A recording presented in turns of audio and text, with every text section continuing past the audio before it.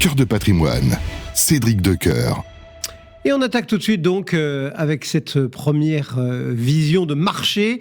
On accueille ce matin Andrzej Kawalek. Bonjour Andrzej. Bonjour Cédric. Merci beaucoup d'avoir répondu à l'invitation de Cœur de patrimoine, directeur général de Moneta Asset Management. D'abord, regardons un petit peu, survolons si vous le voulez bien, nos marchés, en regardant peut-être le catalyseur le plus impressionnant de ces dernières semaines, c'est Donald Trump, donc le catalyseur américain, on va dire. Comment vous l'interprétez, ce catalyste américain ? On a l'impression qu'il y a, je sais pas, des ratés, des doutes, des surprises sur l'état de santé du consommateur, sur l'inflation, sur les tensions. Enfin voilà, c'est pas ce qu'on nous avait promis. Enfin, les marchés, ils doutent, ils cherchent, Écoutez, moi je vais revenir peut-être à la situation qui avait eu lieu en novembre à l'élection de Trump.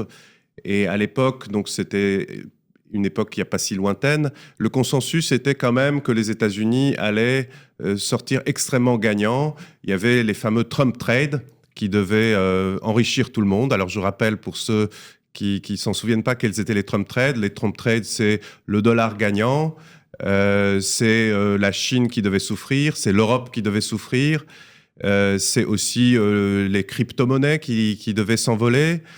Et on voit qu'après quand même déjà 3 mois d'activité de Trump, 3 ou 4 mois d'activité de Trump, tous ces Trump Trades ont fait pchit. Alors le dollar, il a chuté lourdement, l'euro est revenu à un niveau au-dessus du niveau qu'il était en novembre. La Chine, les marchés chinois sont en très fort rebond depuis le début de l'année. Celui qui avait vendu les marchés américains, vendait l'Europe et acheté les Américains, il se retrouve avec des très lourdes pertes au niveau boursier. Les cryptos, je commente pas. Trump en est réduit à dire qu'il va en mettre dans les réserves stratégiques des États-Unis pour soutenir les cours. C'est vraiment pitoyable. Et donc, on a un véritable retournement de situation. Tout ça parce qu'il a quand même amené ce que le consommateur et ce que l'investisseur déteste, l'incertitude. Oui. L'incertitude. Alors l'incertitude, le principal point d'achoppement, ce sont ces droits de douane. Alors les droits de douane, quel impact ils ont ?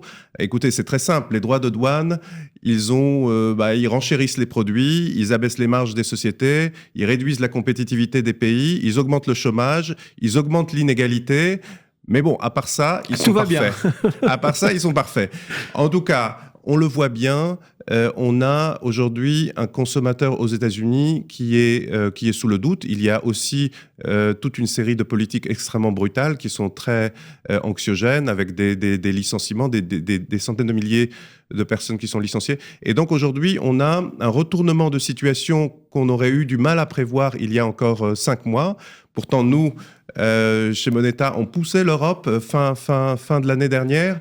Et je me rappelle, je prêchais un peu dans le désert parce qu'on se disait qu'il y avait quand même des catalystes forts pour que l'Europe rebondisse. Mais il y en a un que j'avais pas anticipé, c'est que c'est finalement Trump qui allait donner un coup de pied aux politiciens européens. Il faut savoir que les politiciens européens sont vraiment de qualité, enfin je parle pas maintenant ici, je parle en collectif, sont de qualité quand même médiocre, et ils ne se bougent que sous la contrainte, parce que chacun d'entre eux est concentré sur son pied de carré étriqué national en perdant la vue globale. Là, Trump a obligé l'Europe de réagir. Et donc, la réaction de l'Europe, c'est quand même une révolution telle que moi, je ne l'avais pas vue en 20 ans de marché. Donc, c'est vrai. Et c'est presque symbolisé par l'Allemagne, enfin, je veux dire, qui a renversé la table et qui, du côté un peu l'oncle Picsou qui voulait pas donner un centime, change complètement de paradigme, quoi.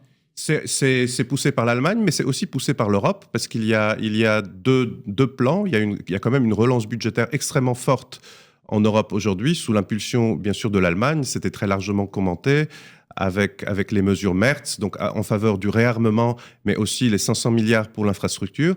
Mais il y a aussi une relance militaire très forte de la part de l'Europe pour permettre à l'Europe de regagner en souveraineté. Et donc, on a un véritable changement d'époque. Il faut savoir que maintenant, depuis 30 ans, on vivait, entre guillemets, on devait vivre sous les dividendes de la paix, avec un secteur de la défense qui était réduit à la partie congrue. Je le rappelle, la France dépensait 2% du PIB en défense encore l'année dernière, alors qu'elle en dépensait 4 dans les années 70. L'Allemagne, 1% du PIB en défense, qu'elle en dépensait 3 dans les années 70. Et donc, qui dit relance par des investissements dans la défense, dit aussi beaucoup de recherche et développement, vous voyez. Donc, c'est un aspect qui est... Vous disiez, Andrzej, même en anticipant presque la question, de dire, moi je croyais à l'Europe, etc. On était chez Moneta très en avance, même si on n'avait pas imaginé que ce serait Trump qui nous collerait un bon coup de pied au derrière, etc. Mais moi, je regarde les choses depuis une quinzaine d'années, une vingtaine d'années même maintenant, autour de cette bourse, de ces questions de valeur, etc. Et ça fait des années aussi que j'entends chaque début d'exercice, vous et vos camarades dire « Ah, ça y est, cette année, ça va être l'année de l'Europe, bien sûr, ça va être l'année de l'Europe. » Et puis, au fur et à mesure que passent les mois, on dit « Ah bah non, finalement, c'était encore pas cette année. » Est-ce que vous pensez, en regardant tout ça, que l'Europe peut devenir, cette fois-ci, vraiment un moteur de cette croissance mondiale, etc. et qu'il y a des, en dehors de la défense peut-être, mais des secteurs, des pays qui sont plus prometteurs les uns que les autres? Alors, jusqu'à devenir moteur de la croissance mondiale, c'est peut-être ambitieux, mais en tout cas, elle peut avoir une croissance plus élevée que celle qu'elle avait ces dernières années. Et je vais vous dire, il y avait quand même, en fin d'année dernière, des raisons d'être optimiste, mais on a finalement eu plus que ce qu'on espérait. Sachant qu'en fin d'année dernière, dans les sondages, déjà, les conservateurs en Allemagne étaient en leadership et leur programme ne faisait pas de secret. Ils devaient relancer l'investissement. Ça c'est clair. On devait avoir aussi, dès l'arrivée de Trump, il était assez probable que l'Europe bénéficie d'une paix probable en Ukraine. Alors, même si la voie est semée d'embûches, ce n'est pas certain, mais en tout cas, la probabilité d'un accord et donc d'une baisse de cette prime de risque dont l'Europe souffrait depuis maintenant 3 ans, devait se mettre en place. On avait des cours du pétrole qui étaient quand même assez sages, et Trump, qui relance sa guerre des tarifs, il avait quand même intérêt à ne pas faire flamber trop les prix du pétrole, puisque c'est une part très importante de la facture des ménages américains. On avait aussi des baisses de taux qui étaient enclenchées. Donc il y avait un certain nombre de choses qui étaient en place et qui devaient se matérialiser dans les mois qui viennent.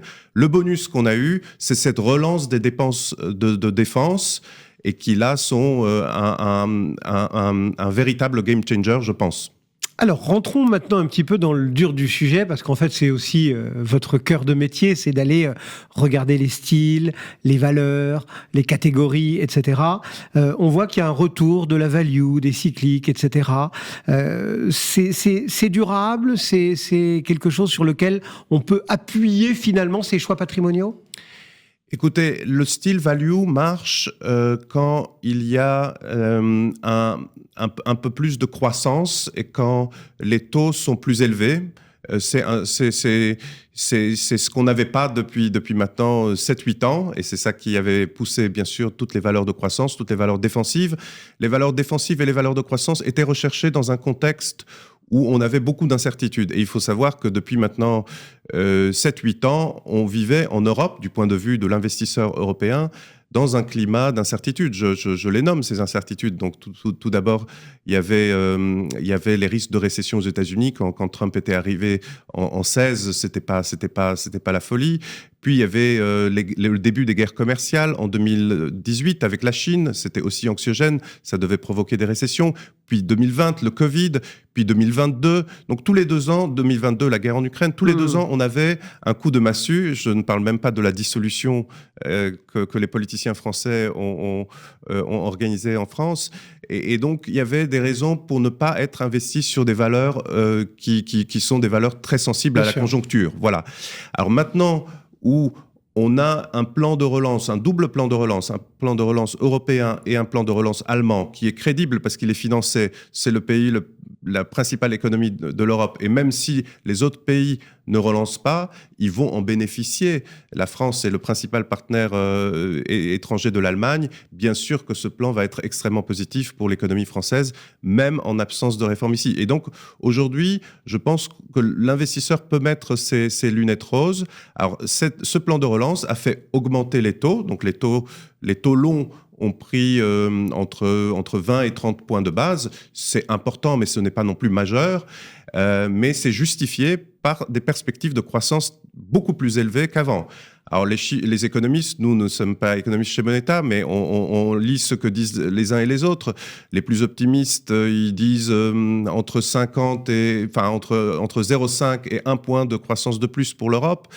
J'ai vu aussi des gens ajouter 1,5 de croissance, donc ça devient maintenant très significatif, sachant qu'en Europe, on flirtait avec une croissance globale autour de 1, voire 1 moins, et avec les deux pays majeurs la France et l'Allemagne qui étaient plus proches de 0 que de 1. Et alors, on réfléchit comme ça, avec cette thématique value, avec l'idée des cycliques, etc., ou est-ce qu'il faut aussi descendre un peu et sectoriser un petit peu ses choix? Enfin, alors la défense, il faut pas être grand clair pour se dire tiens, on peut peut-être jouer de la défense, mais il y en a d'autres pour vous comme ça, des secteurs qui ont toutes les raisons d'être accrochés? Il y a des secteurs qui vont être extrêmement gagnants de la phase actuelle du marché. Le principal, je vais en énumérer quelques-uns. Le principal qui vient, ça vient d'un commentaire que je faisais sur les taux. On a une courbe des taux maintenant qui est redevenue normale, c'est-à-dire pentue, avec des taux courts très nettement plus bas que les taux longs. Il faut savoir que c'est une configuration de marché normale. Celle qu'on avait connue ces dernières années était anormale, avec des taux longs qui étaient beaucoup plus faibles que les taux courts et qui étaient une zone un tout petit peu dangereuse. Donc une courbe des taux normale, c'est par exemple extrêmement favorable pour le secteur bancaire. Et notamment le secteur bancaire français. Et ce pourquoi ? Tout simplement parce qu'en fait, les banques françaises, elles collectent des dépôts qu'elles rémunèrent avec des taux à court terme, et elles sont prêteuses à long terme, et donc elles dégagent une marge. Et donc si le différentiel est positif, c'est extrêmement favorable pour le secteur bancaire. Donc c'est un secteur qui est un secteur typiquement value et qui a énormément progressé depuis le début de l'année. Deuxième secteur qui va être porté par les plans de relance, par peut-être un peu plus de vigueur économique en Europe, en Allemagne, mais aussi en Europe, c'est le secteur de la construction.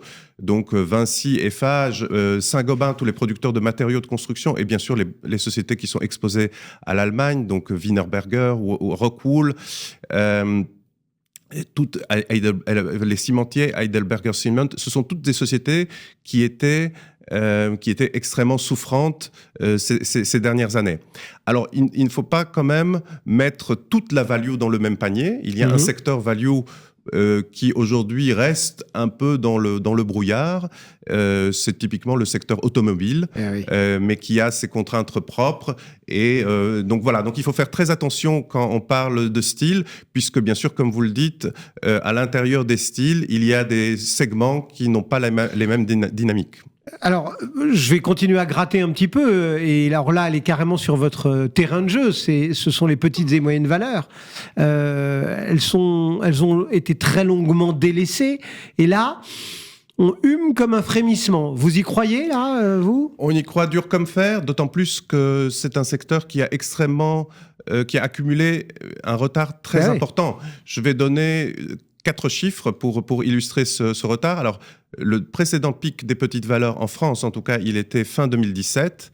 Depuis fin 2017, si on prend les 10 principales valeurs du CAC 40, elles ont doublé. Les 30 suivantes ont fait plus 40. Le mid a fait autour de 0. Et les small ont perdu 30%. Vous voyez, donc il y a quand même un monde en fonction de Et elles peuvent reprendre du poil de la bête ? Alors, elles peuvent reprendre, elles reprennent en général. Alors, il y a beaucoup d'éléments qui nous font dire qu'elles peuvent reprendre. Tout d'abord, c'est un style de société qui marche bien quand on a un peu d'optimisme économique. Donc, ça ne sert à rien d'aller sur les small quand on est pessimiste économiquement, et surtout quand on est pessimiste sur l'Europe, puisque ce sont en général des sociétés plutôt domestiques, plutôt soit nationales, soit européennes.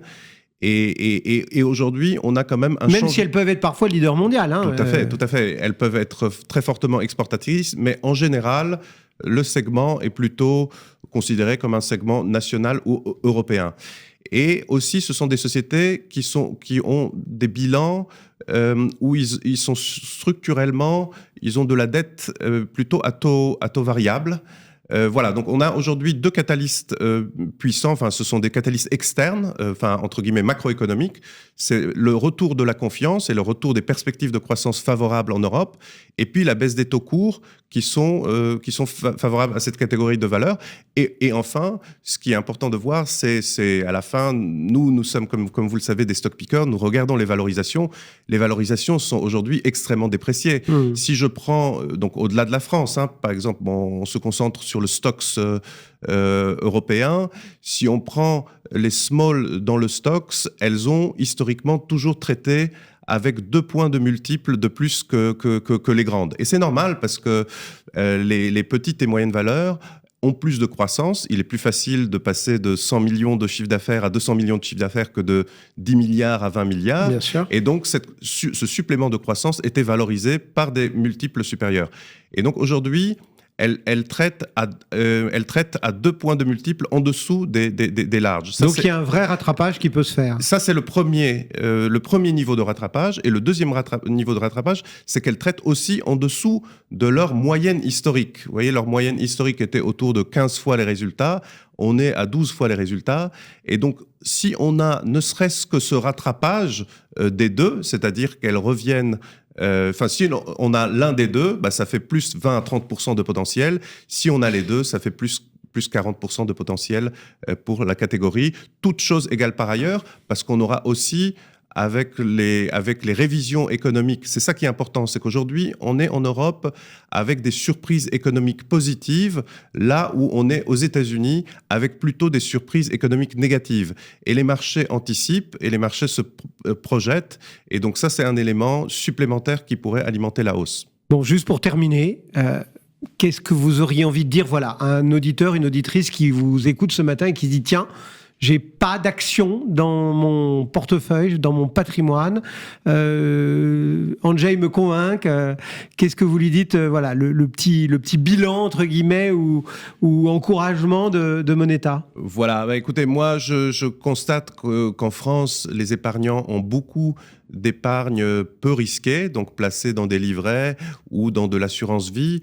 Alors certes, il y a des objectifs à cela, il y a des objectifs patrimoniaux à cela, mais je pense que la partie risquée aujourd'hui peut être augmentée, et notamment la partie qui vise à investir dans les fonds propres des entreprises. Investir en bourse, c'est investir dans les fonds propres d'entreprises, des belles entreprises qui créent des emplois, qui sont des entreprises qui ont des fortes croissances pour beaucoup d'entre elles. Et donc, moi, ce que je recommande, comme il est très difficile de faire du stock picking sur les petites, encore plus difficile que sur les grandes, le mieux que vous puissiez le faire, c'est d'investir à travers un fonds. Il n'y a pas beaucoup de trackers, ou à ma connaissance, il n'y a pas beaucoup il n'y en a même pas de trackers sur les indices petites valeurs, puisque c'est pas très intéressant commercialement pour ces fabricants de trackers qui, eux, cherchent le volume. Donc, eux, ils se concentrent sur des produits indices monde. Il faut savoir qu'en investissant dans un tracker monde, vous investissez aujourd'hui à 70% aux États-Unis. Il faut réfléchir, est-ce que c'est la bonne chose à faire? Est-ce qu'il ne vaudrait pas mieux mettre un tout petit peu plus d'Europe pour ceux qui ont déjà des portefeuilles? Donc, rebalancer l'Europe, et ceux qui aiment ceux qui ont une appétence au risque un peu plus importante, ils pourraient investir dans des small caps. Donc du risque, de l'Europe et de la gestion active, puisqu'on fait confiance à un fonds, et plus singulièrement à ceux de Moneta, bien évidemment. Alors merci d'en parler, je n'ose pas en parler, mais c'est vrai que nos fonds ont une performance vraiment exceptionnelle sur le très long terme, avec notre principal fonds Moneta Micro-entreprise qui a été créé maintenant il y a 22 ans, qui a fait x19 depuis sa création, donc c'est 14%, plus de 14% de TRI net de frais, sans effet de levier pour l'investisseur, avec un sous-jacent totalement liquide. D'accord. C'est ce que le private equity promet, mais c'est ce que nous réalisons. Andrzej Kawalek donc pour Moneta Asset Management. Merci d'être passé dans Cœur de Patrimoine et à très bientôt. Merci Cédric. Et nous on poursuit notre voyage dans votre patrimoine. Cœur de patrimoine, Cédric Decoeur.